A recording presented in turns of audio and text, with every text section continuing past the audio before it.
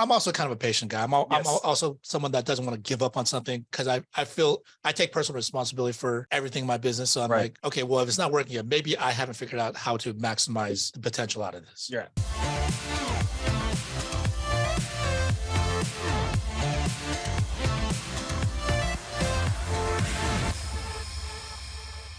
Thanks for joining us this week on the Elite Sales Podcast. I got Yoel and Aynalem in the studio with me. So We got John Bacaron, co-host. how you doing? All right, and we got Joanne engineering from behind the scenes. DJ. Hi, everyone.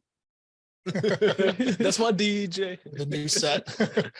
But this week we're actually going to go over 7 steps to get out of business debt. Okay, so I'm just going to list them off real quick, and then I want to share in the group. So 7 steps. We're going to go over these. And we're going to go over these a little bit more in detail because that's all around us, right? That's part of business. That's part of life, and can't necessarily get rid of it all the time. You can try to take steps to try to avoid some of it or try to minimize it, mitigate your risk towards it, but it's part of it. So we got to deal with it. Mm-hmm. Okay. So the 7 steps, just run through it really quickly and we'll go more into detail. Number 1, increase revenue. 2, get customers to pay sooner. 3, cut your costs, learn the budget. 4, prioritize your debt. 5, negotiate better terms. 6, get help from friends and family. And 7, consolidate your debt. Okay. So what we're talking about today generally it applies to everyone because there's debt when it comes to unsecured loans, when it comes to business loans, when it comes to your mortgage, when it comes to whatever. Yeah. Okay. But we're going to try to narrow this down a little bit into the scope of selling insurance. Okay. Running an insurance agency, building a team, whatever it is, just to manage your specific business here. And now, if we decide to take a step back, like we can actually relate it, and we can actually find applicable uses of the same type of principles into regular debt. Like you're not actively running a business, Yoel. Yeah, but that's there, right? Yeah, that sucks. That I have student loan debt. Yeah, I mean, I've even had struggles with credit card debt. It was nothing crazy, like no more than probably like 5,000, which is not that much compared to most people. But having to overcome that was hard for me, just because I didn't really have a good education about debt. I didn't actually know the interest rate because my intention was not even to really use it, but just things happen and I just had to use it. But yeah, like knowing the interest rate and stuff like that, obviously it doesn't apply to this. But I've actually been studying a lot about it recently. Okay. And in regards to credit card debt, like I've heard of this study where the reason that people get into credit card debt rather than like just using their debit card is because when you use your credit card, a lot of the times, like there's no emotional like pain associated with it, right? So when you swipe it, you don't feel anything. There's no real friction. And they did this study with vending machines, right? When you go to a vending machine, there's like credit cards, but before it was coins or the dollars. And they said when you use dollars, it would get way less business and people would spend way less because there's that friction, right? Sometimes you put in the dollar, it doesn't fit in perfectly. You got to straighten it out, right? And then you put it in. But then some people are like, in that few seconds, they're like, man, do I really need this? You know what I'm saying? So like that lack of friction, they used Amazon as an example, right? Like Amazon, you just press a few buttons, you just press it. There's some that have scales now where it's like, if your order is low, you don't need to do anything and it reorders it for you. So, yeah, a lot of these things in life, you're at war with these credit card companies, with, all of these lenders and all of these different mechanisms that put you in a position where they'll have you. You know what I'm saying? If you're not watching it, if you're not careful, they're going to try to do all they can with all the data that they have to try to get a hold of you. So being conscious and being mindful of where your money goes and how you're spending it, and setting yourself up for success, because in reality, we have certain things that we want to accomplish, but if we don't put ourselves in the right position, or if we allow temptation to come into our lives, then that's not really going to help anybody. It's deep. Yeah, I don't know why I got all, because I've been studying this recently, so I'm super passionate about it. Well, I mean, yeah, to be able to clear yourself of debt provides you with some relief, right? So I mean, as far as accruing debt in specific terms of what we do, how does an agent accrue debt? Two factors with it. You're either not making enough or you're spending too much. Right? Because there are people who've lived in poverty and they stay within their means, right? But if you get caught up, keeping up with the Joneses, spending when you don't got, and you use your credit card or you use your other things, and you're over leveraged, that's what's happening with you, where you're overspending versus you're over making.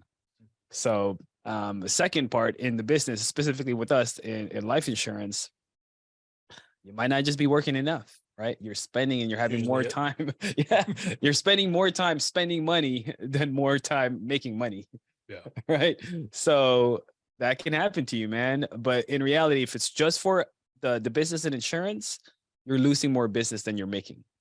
Right. Yeah, So right. this is where, when we're talking about business debt, you're getting chargebacks, and you're getting more chargebacks than advances. And that could be an issue. I was gonna add something So after that, but like even tying into insurance, right? Like you may think like, oh, well, you're not paying interest on the debt for your roll up or whatever, Your chargeback, but yeah. your chargeback. But what you're having to do is, because your revenue has depleted because your money's going more towards to pay off that debt, Yeah. you're having to use your credit cards more than you should be, right? So then, for the most part, that's what people do, right? They might be behind on finances. They go to the credit card. They're like, okay, I'll make it back, yada, yada.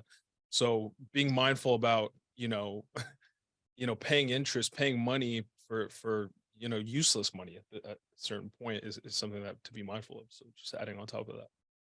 Well, we did a Q&A a couple weeks ago, about maybe 2 weeks ago or 1 week ago, about your relationship with food. Yeah. So we were talking about the relationship with food. I mean, it's the same thing when it comes to racking up debt. It's your relationship with money and your relationship with work. Yeah. Right. Because the thing is, like, sometimes you just don't have a clear understanding, because it's not that difficult to understand, but you might not want to, and you're kind of just ignoring it, putting it to the back burner. I remember when I was in college, I remember I didn't have money. I wanted to be able to go out and have some beers. I mean, legally, of course. Yeah. But wanted to go out to eat a nice meal, take care of some stuff, buy basketball shoes, whatever, right? Yeah. And I'm like, I didn't have any money, and I was kind of sort of working. And then like on campus, all over the place, littered all over the place. People with credit with stands, and they're signing for a credit card. Yep. Right. And then like they line up right in the most common areas, so then you can see it right near where the food is. And then, back then, you don't understand how the concept of money that I have now is not the same that I had before. Mm-hmm. Yeah. So during that time, I'm like, cool, sign me up. It's like there literally is like very little resistance in terms of mentally. Yeah. And you just swipe a card, and like, because even if you had to spend cash, like I hate going to the ATM. Like I hate going to the bank, and so whenever I go, I just take out a bunch, right? Yeah. And then like, and if I have it in my pocket, I'll spend it real quick. They say cash is the best as Yes. far as like feeling like the money is going, It's painful. It's like you're literally lighter in your pockets, right? You're literally like that bulge just like gets a little thinner and thinner. Yeah. as you Change, spend. if you pay with change, that's the Yeah, ultimate. even That's with not cash, yeah, practical. it makes a difference. Like, would you just pay be with quarters? would you rather break the 100 or spend the 5s and the 1s? Right? Spend the 5s and Yeah. 1s. And if you don't want to have to break the 100, you'd rather not spend. Let's say Yeah. you only had 3 $100 bills and it's $1 something, and it's novelty. You'd Also- rather you'd be disciplined not to break the 100. Also, not because when you pay with cash, because we rarely pay with cash now, you get change, right? Like Right. little nickels. You're like, man, I don't want Hate to that. carry around change. It's annoying. I'm gonna lose it. Yeah. So yeah. If there's a tip jar that's going in there, Yeah. Yeah. I'm not carrying that change. Yeah. But it's like, do you want to spend that 100? For me, I'm irresponsible, so I'll go ahead and spend. It's painful. I don't want to do it, but I'm not going to debate, because I'm like, if I'm here and I need to get it, I just get it. Yeah. But I mean, I'll explain the reason why that's for me, why too. Okay. But getting to the business debt here, as John mentioned, the thing is, you're probably just not working enough. And you can argue with me if you want, but you're just not working that much, and not as much as your financial situation necessitates you to. Mm-hmm. Okay. If you get into debt and you're not regularly paying it off, or it's going to be a difficult situation, you're not working enough, or you've counted your business model's broken. Yeah. Right. So first of all, before we get into those 7 things, and the first one's going to be increased revenue, because I think that's pretty obvious. First of all, if you guys get debt, I mean, just first of all, just take a breath. Just take a step back, stay calm. Because I think sometimes people see like a debt report come in and they're like, oh my gosh, like I can't believe the client canceled. Or, it's like, I don't even remember this case. And, the client told me they wanted it. And it's whatever the reason is, it don't matter. It happened. It happened. Right. So like your job's to try to figure out, how do I manage this going forward? If you can fix it, cool. Then you have an opportunity to fix it. If you can't fix it, straight up, then you got to figure out a plan of attack for it. So most importantly is you guys stay level headed, just sometimes I understand initially some people get pretty freaked out because they're like, is this always going to happen? Is this how it's like, it could always happen if you're not paying attention to these metrics, right? Yeah. If you're continuing to run your business and not making the proper adjustments, it could happen. I'm not saying it can't, but you can definitely keep it under control. The first thing to do, you see this right here? This is a bunch of correspondence. Yep. I don't know. They hate trees at certain carriers and they just keep mailing it out and mailing it out. They mail a lot. So they'll email you, they'll send out physical copies. And if there's a case that needs to be fixed or multiple cases that need to be fixed, or if you have a downline agent that has cases that needs to be fixed, you're most of the time when by the time the debt comes to you, you've ignored a couple warning signs along the way. Oh yeah. And I'll say, because I do media stuff, I do like different types of projects for different people. Like chargebacks are part of any business in general. Like I had this one client, I did just like a small review of her website, like just like a little bit of consulting work for her. And she had like these different deadlines and I got it done, but she was like annoying and like was just super obnoxious to work with. And we just had like some issues and she's just crazy. She was objectively crazy. And I did everything that I needed for her to do. And then she was like we just had a big battle. And then she eventually, she requested to, I don't even know how she did it. I didn't even know it was possible, but she like, for all the work I did, she just didn't want to pay me. So she paid me ahead of time, but then through QuickBooks, you can kind of like dispute it. Yeah. So yeah, I didn't get paid on that. It is what it is. I didn't fight it because for me, I don't really care. Like it is what it is. Like I don't want that energy on Center me. collections. No, I mean, I just don't want that. It wasn't like a ton of money, so I wasn't like tripping about it. And if she wasn't happy with it, it is what it is. We didn't have a contract or anything, and I was like, it's all good. But that's just one example of like, it's just part of business. Just things happen. Like it's not exclusive to just because it has a specific name, I guess, in insurance, which is a chargeback. Technically, that was a chargeback. You know what I'm saying? Like, I got paid and then got it taken back. If I would have paid if she would have paid cash, obviously she would have been, screwed out of luck. But it's all good. It's part of life. It's part of business. Yeah, in our business, I think you got to understand we're self-employed. We're 1099. I did one presentation to one of my clients. It was the best response this lady had. So she was my client from our old company. Replaced her current policy with another policy. Okay, it's one of those term policies. Starts with a P, big company, multiple carrier, multiple agents, and they don't make a lot of money. But this lady was smart, and then my client Rosalind, she said, "You know what? Come over. I want you to explain this to that agent that sold it to me." So she had a whole life with us from the old company, and it was being replaced by a term. And this lady had both of us in there At the same time. At the same time, yeah. She wanted us to duel and joust for her business, basically. And then so she checked the lady. She said, "Hey, so you get paid on commission, right?" And you know what she said? "Yes, but I only get paid on commission and only get paid if I do my job correctly." That's what she said. And you guys got to understand, in our business, that's the same way. We only get paid for job done and completed. So if you are getting a chargeback, you did not get your job done and completed, right? Yep. So first notice from the company, if you had a missing NSF, insufficient funds, that's our job. That's our calling to say, "Hey, client, you missed a payment. Yeah, something happened. We got to follow up. We got to do some work for that. If not, your job's not completed. You're going to get a chargeback." Yeah. Well, maybe you did do your job, but they just secretly just didn't tell you. Like they just didn't have the money, or they didn't they try to rationalize it then and there.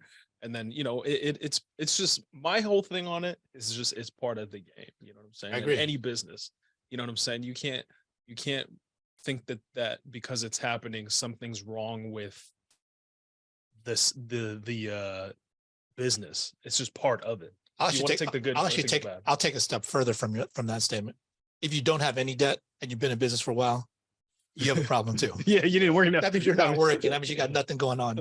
That means your business is not a business. Your business is a hobby. Yeah. And That- then you're very risk adverse. Yep. That means you got nothing positive really coming in too, because there's a normal attrition rate, there's a normal cancellation rate, normal fall off rate. Mhm.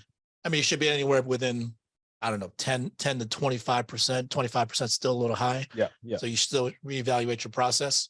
Yeah. 10 to 15 is really good. 2025 doable, but yeah, you could fix that 10% from there. I mean, I think the industry standard is like 30% falls off, right? Right. Okay. Which you can still make money, but you could be more profitable that way. So I mean, Yes. for me, John and I are always about, let's try to keep it within the 15% range. Yeah. 10 to 15% range.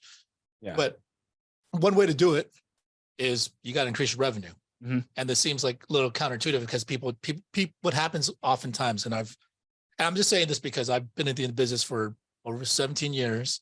When debt happens, like my relationship with debt, it's not that I have anything special. The only thing is I've been around longer. Yeah. Like I've understood it because I've dealt with it. I've paid debt off.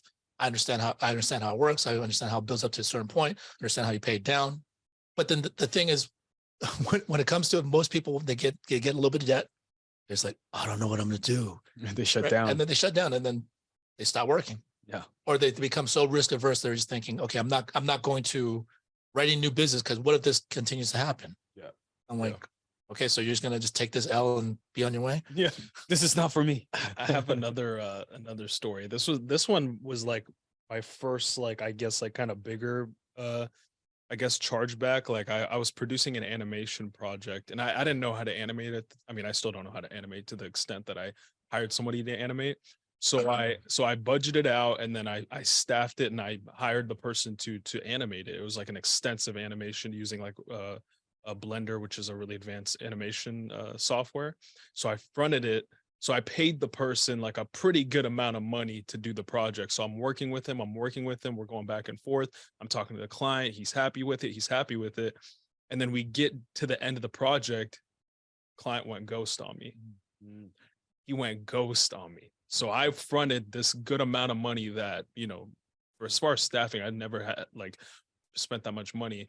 And I was left with the bag, but it is what it is. Like I got nothing out of it. Like there was not like that guy went completely ghost. You got to get advances next time. You know what I'm saying? You need to get advanced, bro. Exactly. That's the thing. That was the hard lesson that I had right there, right? Which is like, instead of being like, woe is me, like this is his fault. It's like, dude, you just got like, this is just a hard knocks lesson you just had. You know what I'm saying? You trying to be Mr. Nice Guy, like, nah, bro. Like you got to be on your P's and Q's. Obviously, you still have that. I still have that grace with some people. Obviously, I'm not like you have to do, but like it depends on what it is. If you're fronting something, bro, you need a little bit of guaranteed funds there. So it's just, I mean, I have like multiple stories. It's part of the game. You got to learn the hard way. Because usually it is, even with this business, I mean, obviously you guys are the pros. There might have been something where you got a little bit sloppy. Maybe you weren't keeping an eye on certain things, maybe your agents, whatever it may be. We all got to deal with it. So what do? You got to replace that business, right? You got to make more revenue. Of course. Yeah. And obviously increasing revenue helps you in multiple ways. Number one, either helps you pay down that debt. Mm-hmm. So you have money to apply towards that debt to take care of that. And you still continue to make money to survive, even if you're going to hold that debt for a little bit longer. Yeah. Right. So you can't just shut down entirely. I think the biggest step is, aside from staying calm and taking a breath and recognizing it's not that bad. Mm-hmm. First of all, I think you made a good point. You also have to accept responsibility for it. Stop being in denial about it. Because if you're like, I didn't even get paid that much for it, and I'm, blah, blah, blah, and whatever the excuse is. And part of me, if I sound a little bit, insensitive about it, it's not that I don't care about your pockets. I do. But the thing is, I'm like, I've probably paid more. I'm not even probably. I've definitely paid more debt than some of you guys have even made. Yeah. So, and that's, steps along the way. So for me, I'm like, when I hear people's debt, I'm like, I'm just trying to understand, okay, what's this person's relationship with that debt? Like, how do they view this thing? if you accept responsibility for it, which it may or may not even be your fault, you've got a ton of debt. Right. Okay. And it's not necessarily your fault, Right. but but it's not like, hey, just magically popped out of nowhere. Yeah. You can't take a victim mentality to it, because like when you say you shut down, this is what agents do, right? So for us in our business, if an agent doesn't pay the debt, it rolls up to the manager, right? And on an agent standpoint, if they don't pay down the debt, what's happening to them? They're basically quitting, because they're no longer working. They're no longer working to pay off the debt. They're in destitute. They're probably looking for a different job, right? Different location, different industry in a sense. But when you start asking these questions to them, if they take the victim mentality, they're saying, man, insurance industry is a scam. You do all this work and then you don't get paid, and on these clients, and like, bro, the debt is still there. You got paid, it hit your bank account, you spent the money. The client didn't get paid, the client canceled, or it somehow disappeared. Insurance company wants their money back they advanced you on. Right. You got paid that money at some point. It's still there. Like, you can't just shut down and then leave it be, because it's going to come back to you. It's going to be on the hook. You know, you're going to go to collections. It's going to come back to your record, file judgments and all these things. But from our standpoint, like, we just got to look at it, reality. Okay, it is what it is. What do we got to do? What do we got to do to fix it? How do we get over it? How do we overcome this? You got to have control, have the ability to realize, where can you control it? What can you do for your actions individually for it? Right. Yeah. I mean, I think that's what prevents a lot of people from actually being able to attack the debt and then actually try to work on fixing it. It's just, they stay in this mode of, well, it's not fair, but it's not fair. It's like a child's argument. It's the carriers. It's our CEO. Also, I think it also can be a reflection of their commitment to what they're doing. Yeah. Like for me, you know, when that stuff happened to me, you know, I'm committed to this. This is what I do. This is what the path that I want to go down. So there isn't even that room for contemplating, well, you know, is this worth getting out of? Should I do this? Like, should I chase this person? It's just, you know, it is what it is, bro. Like, you got to just deal with it and move on and just ride it out. But I think a lot of the times, sometimes those certain moments where it'll be a big setback will really teach you, you know, hey, am I committed to this? Like, am I looking for a way out? Am I looking for a back door?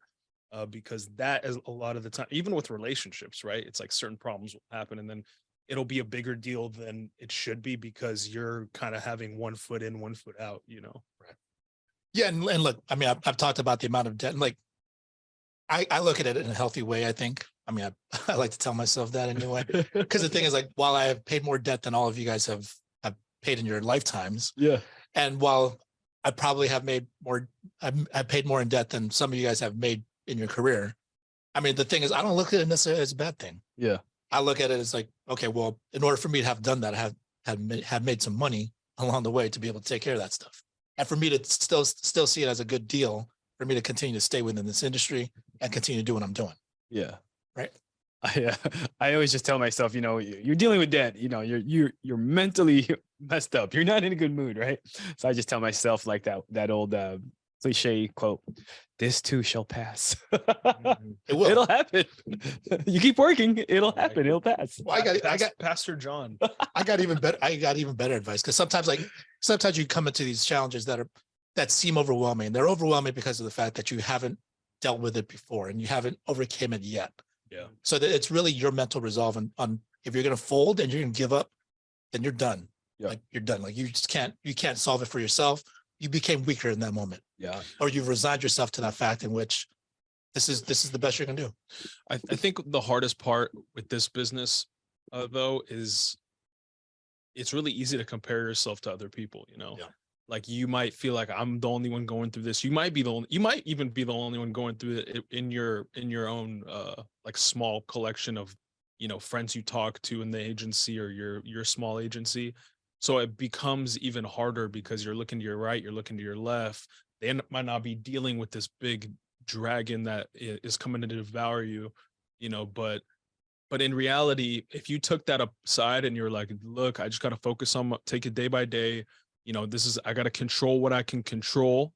It becomes a lot easier. Yep. You know, that I think is like one of the most like underrated things about going through difficult times is like not comparing yourself to other people.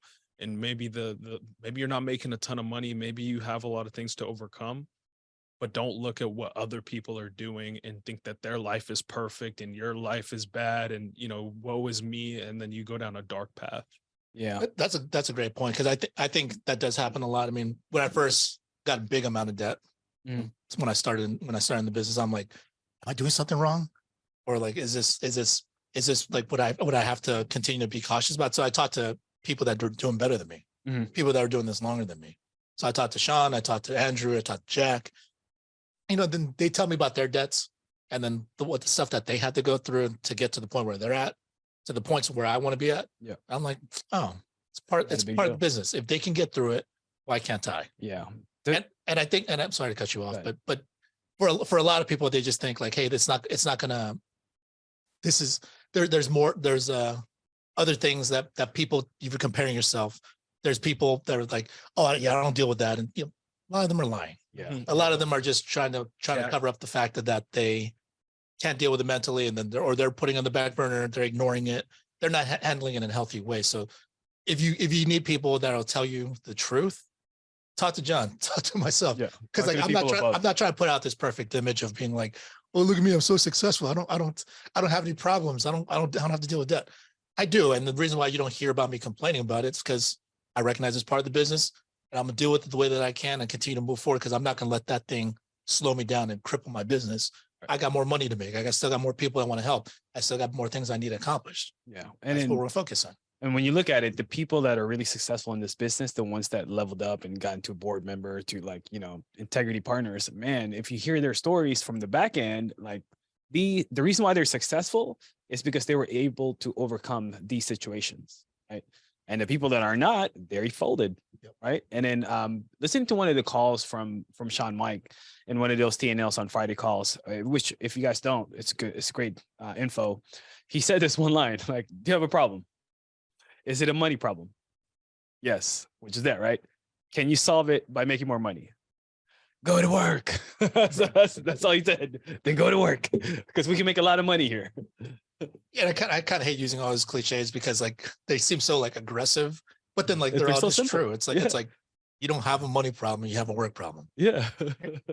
You don't have a debt problem, you have a work problem. You don't have a lead problem, you have a work problem. Well, sometimes the money problem, like the debt problem, is because of like, it's like kind of reverse, right? It's like lack of work. Sometimes, yeah, the lack of work. Like sometimes, like for example, that previous story about me fronting the animation project, I genuinely couldn't have done it. But the thing is, like, I just didn't have a ton of other things going on, or a ton of other clients, right? So I was more willing to cut that corner of being like, hey, let me get half up front, let me get this much up front. You worked out of desperation, man. Exactly. So like, I think that happens a lot. I mean, that happened a lot at our old company, for sure, where it was like, dude, we just got to kind of scrape it away and make it work. So that's an issue, yeah. Because if you work out of desperation, you force sales. You work out of desperation, you cut corners. Exactly. Because you need it. You need it badly. And then your judgment gets altered. Yeah, you see some agents, man. They write a friend up, family member up, get an advance, get a commission, and then false off. Adio, because they didn't go to work. It's poor judgment. Yeah. Or they're like, you know, just you know, take 30 days. If you don't want it, just get rid of it. Just sign up today. Just 30 days. You got 30 days, man. We call that the suicide close. I've never done it. Well, speaking of that, number two is the good part, right? Yeah. So number one, increase your revenue, be able to take care of a lot of things. Two, get your customers to pay sooner. And I guess in our business, it's not that applicable, but there is in a little bit. I was on live dials early this morning. Yeah. You know, you guys heard me. And then when I came to the draft date, I just said like, hey, the first one's going to come out the next 24 to 48 hours. And every month after that's going to come out on the 27th. Are you okay with that? I didn't say like, hey, can you draft? When would you like this to come out? I never gave her the option. Yeah. Yeah. If she really couldn't do it, she would tell me, and then I would adjust. Yeah. Right. And I mean, it'd be tough. Like if she can't do it, you know, that week, then she might run into another week where she can't do it. You know what I'm saying? So it might be a good sign of like, hey, maybe it's too much money, you know, close down. Yeah. And then for me, I mean, like I'm an agency builder. I mean, I'm still running some appointments because I'm in this phase where I want to try different things and be able to have more input to give and feedback to give. But what I'm personally doing, if I don't do that, it impacts my ability to stay with conviction to tell my agents to do certain things. Because then, like, if I tell them like, hey, don't give them the option, they're like, well, that's just what the client said, and the clients they don't want to pay that, and I'm like, it's not true. Yeah. It's true because you believe that's true. Yeah. So never hurts to ask. Closed mouths don't get fed. That is what it is. 3, okay, cut your costs, figure out a budget. Okay.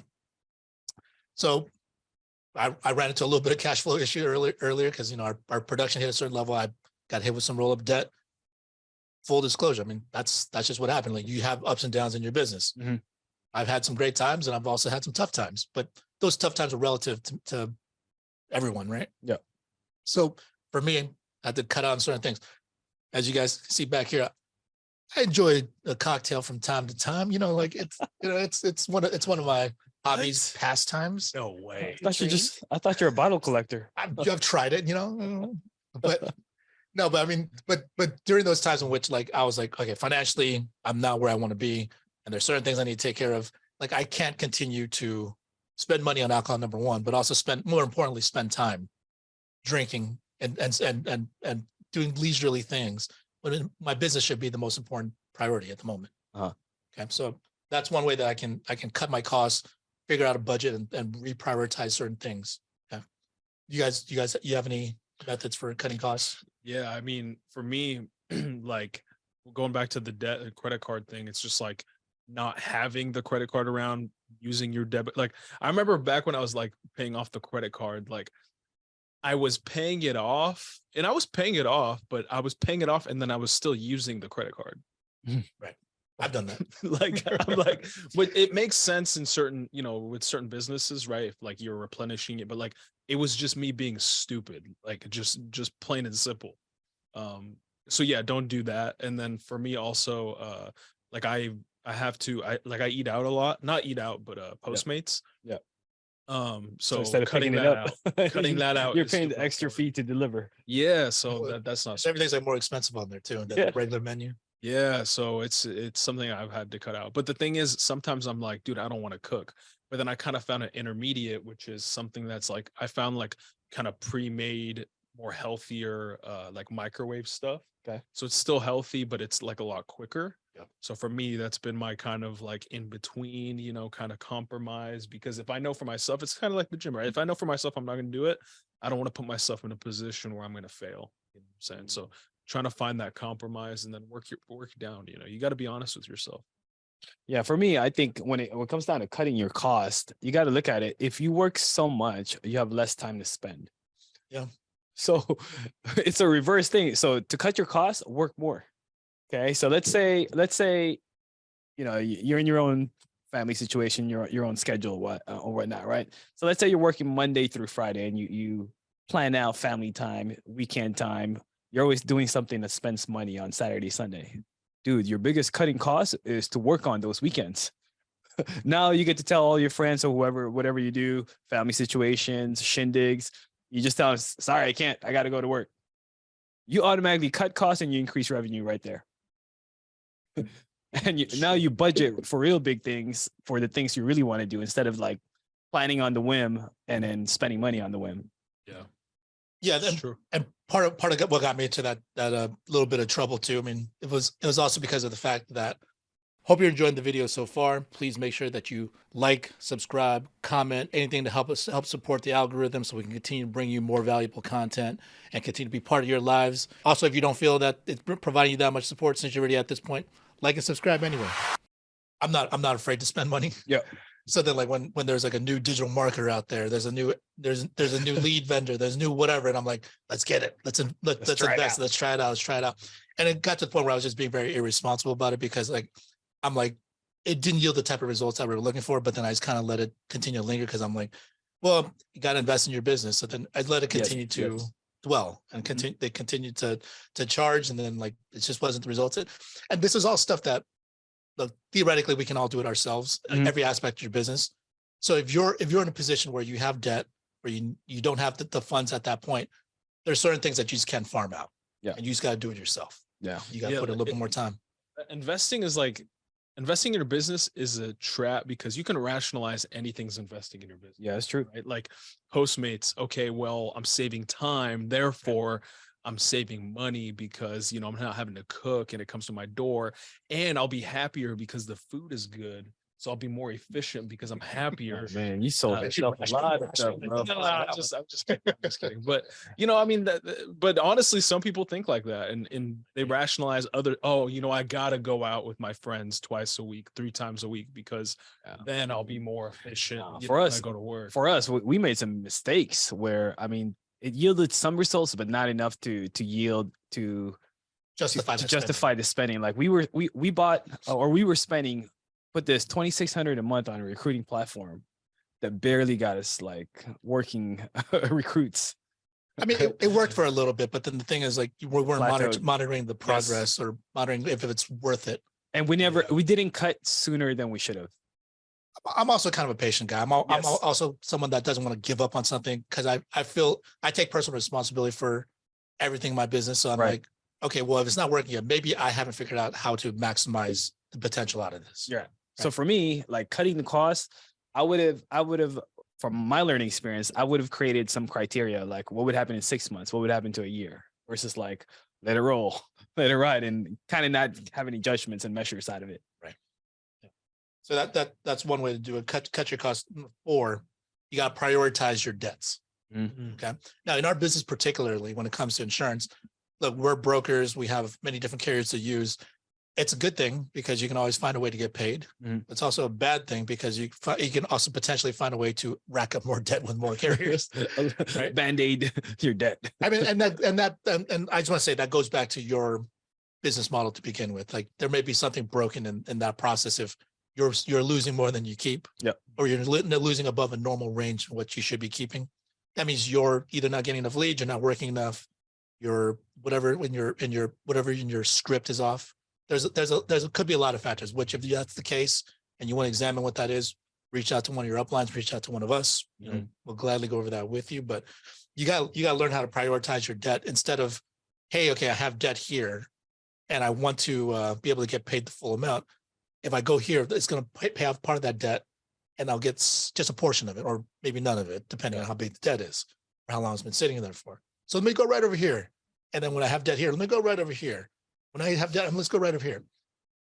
We've seen that happen. And look, the changes to the system in which you're going to get paid based off of when the client drafts, it's going to eliminate a lot of that opportunity for people that are not necessarily trying to commit fraud, but just being a little irresponsible about it.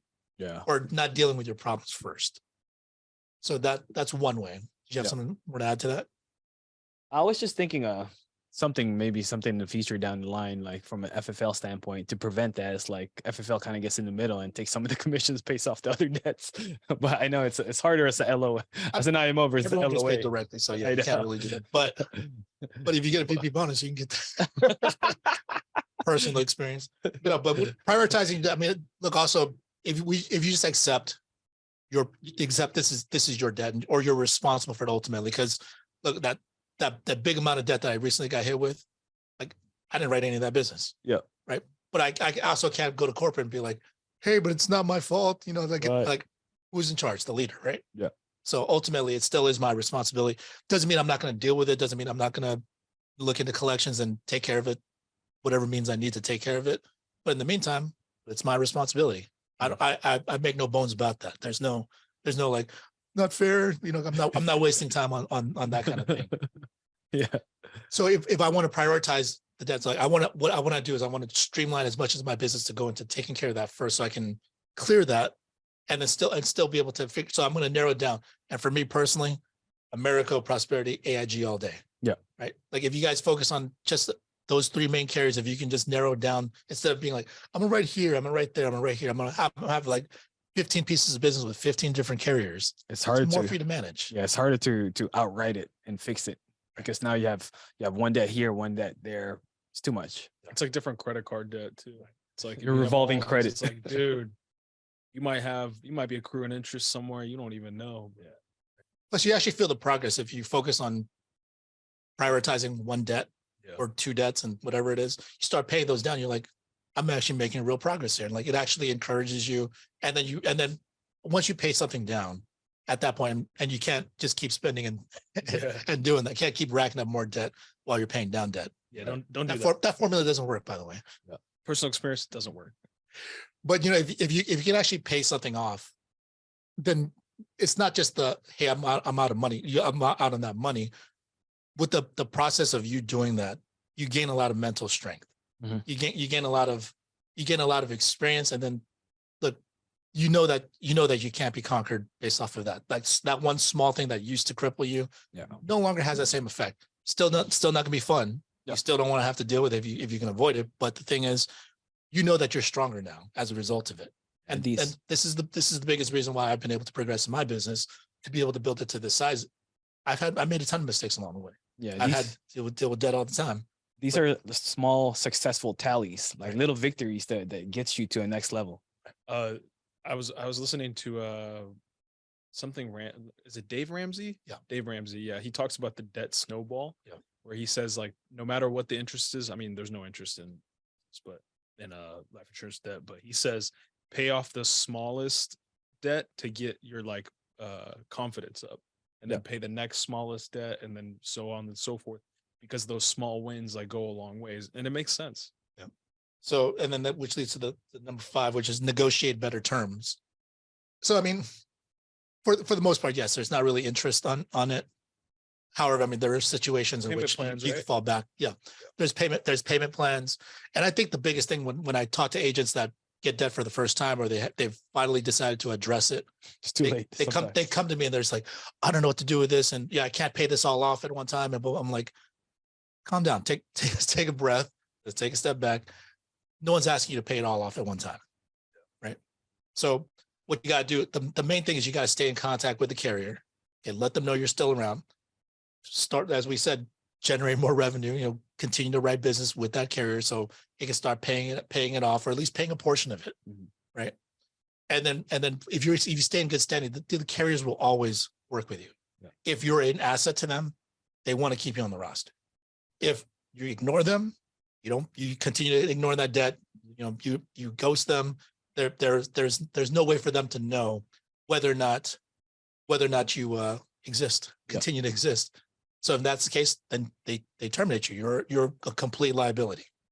Right. Yeah. And even just thinking about, like, we're talking about like staying confined to maybe only 3 carriers. Like, think about how many phone calls that is if you have debt with more than 3, how many different payment plans you would have to set up, like all this extra time, because you have, like, I'd rather have 10,000 with one carrier than like 1,000 with 10 carriers, because that's less calls. I can consolidate everything. It's much easier, it's much simpler mentally. That makes sense. And I think people just need to keep the right perspective, because sometimes people will be like, I can't believe they expect me to pay this, or, I can't believe like I have to owe it. Like, where's it going to go? It's going to magically disappear. Like you received at least a portion of that money. Yeah. Like you've received production for this entire time. And, you didn't fight it back then and say like, hey, this is not mine. Don't give it to me. But, so I think the thing is when people are in that situation, sometimes they're just like, I shouldn't be responsible for it, because, like I just don't remember getting all that. Like, it's not a valid argument for anything. So, let's make sure that we just take responsibility, do what you can about it, and then just stay in contact with the carriers. If you can do that, they will continue to work with you. They'll continue to extend time for the whole situation to get paid off, because, they're reasonable too. Sometimes people always say they'll say I can't believe they're expecting me to pay this. I got kids. I got a mortgage, like I got other debt. And I'm like, it's nothing personal against you. Yeah. They don't know your situation. They didn't look up your Facebook bio. They didn't go through your autobiography. They didn't get to try to get to know you on Tinder or whatever. It's business, man. It's just, you receive their money and then you owe. Yeah. And that's the bottom line. Now, if you talk to certain respective representatives within that company, and which is why negotiating terms is important, building a good relationship with them, being good standing, otherwise, aside from this one event, like I'm proud to say I have a good relationship with a lot of different carriers. Yeah. And I can go and ask for certain things. I can negotiate on certain terms and things. Sometimes I'm like, it's a shot in the dark, and they'll help me with it because of the fact that I've continued to work with them. I've continued to stay in contact. I've continued to shown over time that I'm gonna be responsible for my stuff, and I'm not denying stuff that I'm responsible for. Yeah, carriers understand. Business is it's business. Chargebacks happen. Carriers understand. Carrier reps understand. But what they don't understand is if you don't communicate with them, the debt's been there. It's been lingering for a few months to couple of months. Yep. That's when they know that it's like, okay, well, your liability, we got to cut our losses. If you haven't paid it, you haven't worked. So I mean, they probably track the it, gain? right? Like Yeah. they probably track, okay, it's system. you know, yeah, exactly. Like, okay, this person hasn't called us about this debt. You know, the last 1,000 people that didn't call us back about their debt, you know, most of them ended up not paying at all. So cool. Let's just proceed with legal action rather than waiting. Like they're not sitting there like checking their clock, being like, are they going to call us back, set up a family plan? It's like, it's all data. They're playing the percentages for sure. Like they're not sitting around thinking like, hey, I'm gonna just go terminate this guy because I don't care about his family. No, they give you ample time. They give you first notice, second notice, final notice. Yeah, because sometimes when agents come to us a little too late, they're like, I just got terminated. Hey, how do I I can't believe they terminated me. Like I didn't even get any notices. I'm like, because I've been getting CC'd on all your emails. I'm like, we get the emails. you check your emails. But then more importantly, then I'm like, okay, well, we could try to see if we can get you reinstated potentially, depending on the circumstances. I'm like, when's the last time you wrote business with them? 6 months ago. I don't know. I don't know. I haven't checked either. So I mean, if you're not a positive asset, you're not contributing to that company. Why do they want to keep you? Yeah. Like let's be realistic about that. And we pay attention. I'll make this quick. We pay attention to pain more than pleasure, right? Yes. Like we don't look at our account every time some money went in. Maybe we did. Maybe like, yes, feels so good. Yes, this feels so good. But when that one negative comes, it's like the end of the world. But we forgot about all the positives. You know? Yeah. So I mean, if you can just manage your emotional part about that, then it'll be reasonable. 6, get help from friends and family. So this might be tough for some of you guys because people have trouble asking for help. But I mean, like when it comes to friends and family, I mean, there could be a couple different ways of looking at this. If you need help paying down debt, take out a personal loan from a family member if they're in a position and they're willing to help you. Yeah. Sometimes that does help. On another level, aside from just the money part of it, friends and family, especially when it comes to your coworkers, for someone that has been able to manage their debt, for someone who's in a position higher than you and a level that you want to be at, well, talk to them about it. Right. They trust me. If whoever's position you want to be in, if they're further along than you are, they've been through your same problems, more likely than not. Might not be exact, but they've been through those problems and bigger. Yeah. Sometimes, you know, when we're saying get help from friends and family members, don't ask for a bailout. Yes. Yeah. Don't get help financially, but sometimes you just need a help for like a helping ear, give you some directions. You might just be like mentally, like chaotically disorganized, where if you ask somebody on a third party, unrelated to our industry, just says, why don't you just do this?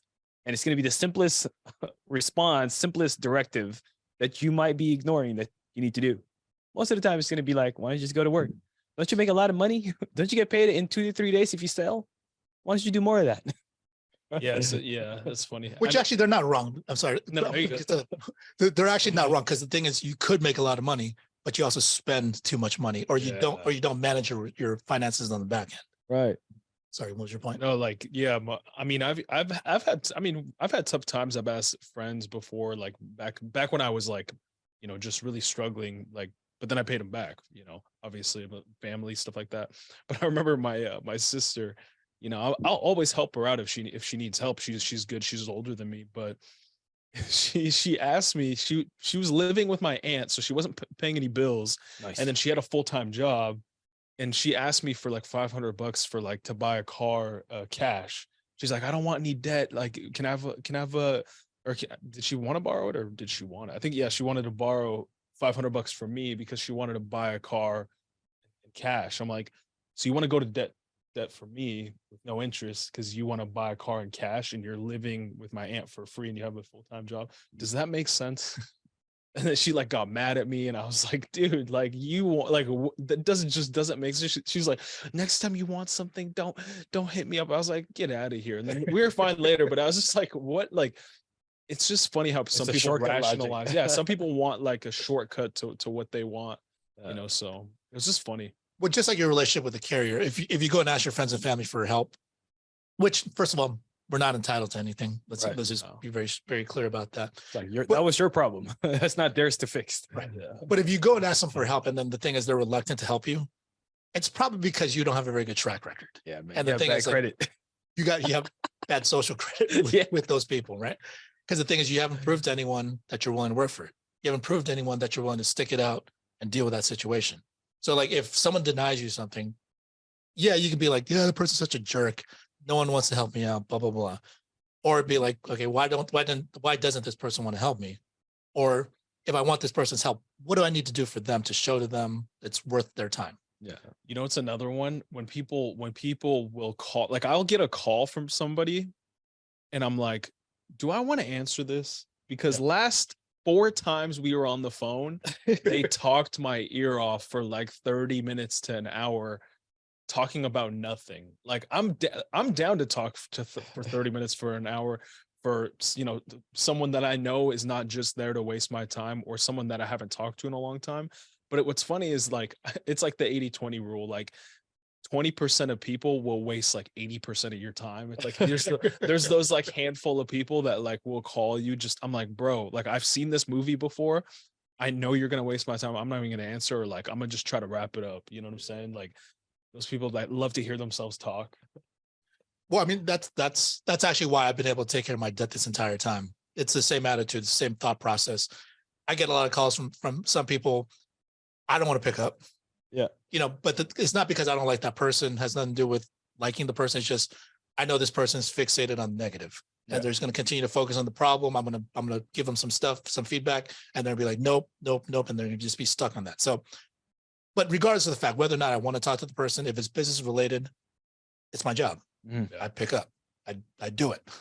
And I condition my mind to just think whether or not I want to do it, I have to do it. So why beat myself up over it and just be like, oh, I don't want to talk to this person. And how do I put this off and continue to kick that can down the road? Because if you're not responsible for your business, who is? Right. Yeah. So, I mean, it doesn't mean that sometimes I won't groan audibly and be like, and then I'll be, hello. But, and then if you fall in that category, I mean, I'm never calling Albert again. no, but I always pick up.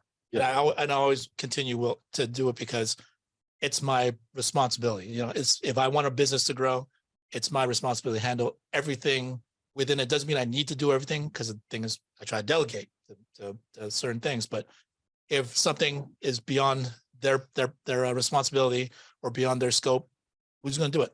Got to be me. Yep. It's true. So that's and one more thing about just asking for help. Just want to get into this real quick. My first time I got hit with a big amount of debt was like $30,000. Yeah. So, which I've had way bigger since then. Oh, it's chump change, huh? No big deal. That's chump change now. But I remember when I first got that, when I was still within my first year, and then I'm like, oh no, I'm sunk. Like, what am I going to do? Like, I'll never pay this thing off. But then I talked to Andrew, part of me, and self-admittedly, I was kind of self-victimizing, and I'm like, Right. but Andrew, I mean, this is not fair. You know, I don't like how do they expect me to pay it off? And then he's like, the only thing he said to me was like, bro, that's nothing. I've dealt with this. I've dealt with this. I've dealt with this. Sean's dealt with this. Jack has dealt with this. And I'm like, in a weird way, I just kind of felt better, because I'm like, okay, well, they did it. And then like, they're still here. They're very profitable. I'm like, okay, well, got to bite the bullet and I got to take care of this. And then you start figuring out a plan to attack it. It doesn't mean like, hey, I'm going to come up with 30,000. I'm not going to go to Vegas and try to bet mortgage my house and try to get something on it. You know, it's just, you start attacking it methodically from that point, once you start accepting it. And that was a tremendous help to be able to hear Andrew, because I went to him for help, and you know, that was the best help he can give me. He didn't solve it for me. Yeah. He didn't take care of it for me. He didn't say like, oh, it's fine. It's not going to be, he just told me straight up, hey, it's part of the business. Here's what I did. Here's what happened. And I'm like, cool. And I move forward. And now I'm like unstoppable when it comes to that stuff. Once again, I don't want to deal with it, but it's part of the business. And then number 7, when it comes to the list, consolidate your debt. What does that mean to you, John? So business wise or credit card wise, like, I mean, like you want to pay down, like what you mentioned before on debt, that snowball, right? You want to consolidate, you got to just really look at a full inventory of where things are at. Okay. How do you fix what's the fastest fix? How do you consolidate this? Okay. How do I solve this part? Okay, so look at your business, look at all the carriers that you have, look at all the carrier debts that you have, and then figure out what you could do. You can contact the carrier, and then how do we fix it? Right. So timelines is the most important thing. You got to just have a plan of attack. That's the idea. And for consolidating debt, as far as I see it within this business, start focusing on one or two carriers. Right. Write all your business with them. And then the thing is, you'll be able to clear that debt out faster, or you'll start being able to get a bigger percentage of the money that you're owed. And then when you get that money, start making payments toward the other ones and start chipping away at those ones. So, manage it accordingly. So if you can consolidate and handle it that way, it makes it way more manageable, because right now mentally is the biggest hurdle for most people when it comes to debt.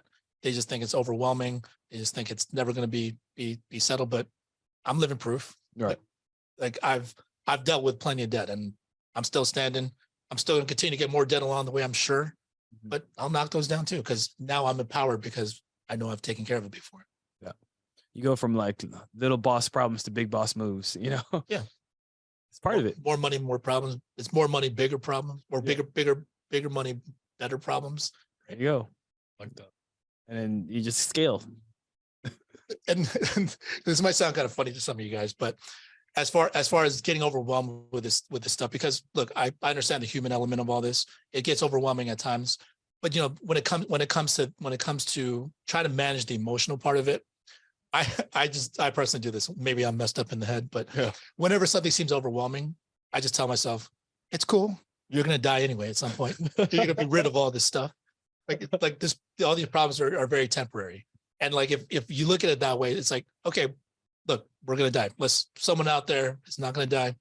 Maybe this doesn't apply to you. You can turn that off now, but you're going to die at certain points. So the thing is, it can't stay with you forever. So in the short period of time that you do have left, let's try to maximize everything that we can do to be able to deal with it and enjoy the rest of life with it. Yeah. Right. So keep a little bit of perspective. Yeah, I do a little bit. Yeah, something different, but it's more of like a challenge to myself. Like when you're feeling like defeated, when you feel like that's like crumpling you, I just go and challenge myself, and I talk to myself like, dude, like, are you going to let this decide your fate? Are you going to let this mess you up? All for money, something that's not even tangible. Yeah. Most of this is just paper. Like you see a statement, like an Americo statement of your commissions, and you see something. It's like you're looking at this, and it's controlling your vibrations and your frequencies of energy. Yeah. Like you can't let that change you that much. It's robbing your joy. That little bit of negativity, and robbing your joy, and it's your fault. You're allowing it to. Right. Yeah, like I always think also, like, this is the game that you decided to play. You wanted to go into business. With business comes problems, right? If you wanted to just live a peaceful life, no issues, there's plenty of options. You could be homeless.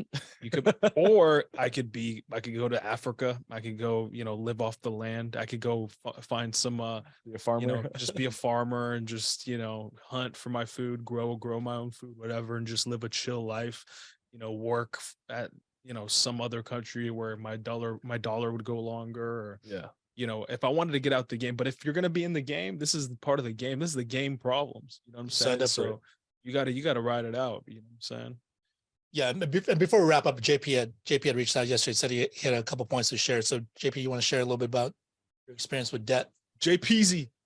Oh, what's up, guys? I was enjoying the call because, the longer you're in the business, the more you understand that debt is really a part of the business. So, I've really appreciated this call, actually more than some of the others, because I think this is the real part of the business that we all need to address. I've dealt with big debts. I know, Albert, you've dealt with big debts. I've dealt with debts recently that I've tried to clear up. One thing that I've realized is that I try and play a game with myself with the debt. So say, for instance, there is, I'm in debt for, am I allowed to say the numbers or no? I did. Yeah, that is fine. All right, whatever. All right, let's, I won't give you exact numbers, but I'll give you an idea of how I've taken care of debt in the past for the last 3 years here. I have a chargeback or a roll-up debt for 8K or 10K or whatever it is. I'll say, okay, so this is my goal. And I don't put myself in the blender to get it done right away. I said, this is my goal over the next 2 weeks. I'm going to try and help 10 families or 10 people, because 10 people would equal 10K in commissions. So I play a little goal with my or a little game with myself saying, hey, I don't look at that number as 10,000. I'll say, okay, I help one person, 9 more left, 8 more left, 7 more left, 6 more left. That way it doesn't feel like it's such a big deal because when you get big debts, you get big roll-up debts, the first thing you're thinking is like, oh my God, how am I going to handle it? And that's just one thing I wanted to mention to a lot of the newer agents that are on this call. Just take a step back, take a breather, make sure that you keep enough money for leads, and you'll get past it. I've gotten past it. I'll get past it again. Al, you've gotten past it. You'll get past it again. Like it's just part of the game, but the biggest thing is communication. So that's the only small thing I had. Just play a game with it. Don't think like they're gonna come take your house because you didn't pay, you didn't pay the debt. They're gonna work with you as long as you work with them. And the more you can communicate with the carriers, the more they're gonna help you out.